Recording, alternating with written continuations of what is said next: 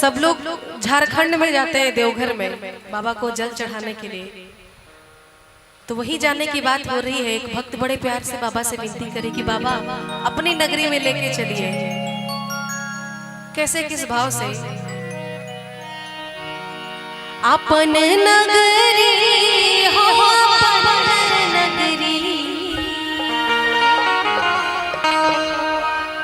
अपन नगरी हो, अपन नगरी, बाबा ले चलियो हमरो अपन नगरी, बाबा ले चलियो हमरो अपन नगरी, अपन नगरी हो झारखंड नगरी, अपन नगरी हो झारखंड नगरी, ए बाबा ले चलियो हमरो अपन नगरी, बाबा ले चलियो हमरो देवघर नगरी।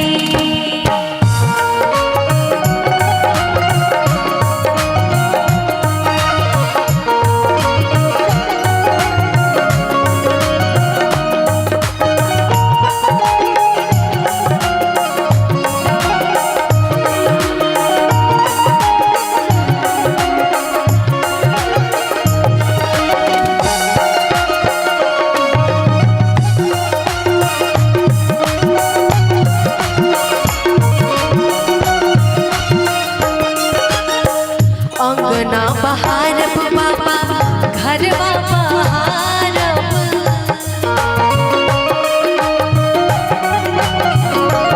हो अंगना बहारब बाबा घरवा बहारब, अंगना बहारब बाबा घरवा बहारब, और बहारब आहाँ के डहरी बाबा, और बहारब आहाँ के डहरी, बाबा ले चलियो हमरो अपन नगरी, ए बाबा ले चलियो हमरो देवघर नगरी।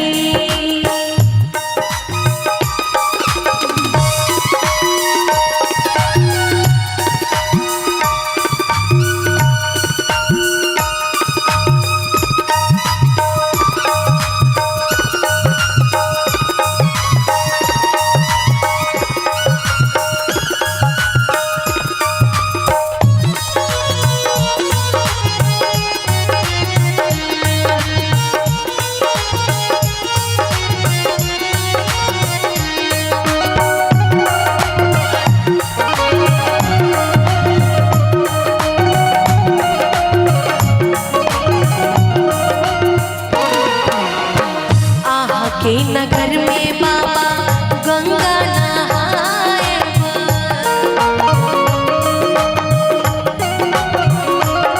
आहा के नगर में बाबा गंगा नहाएब, आहा के नगर में बाबा गंगा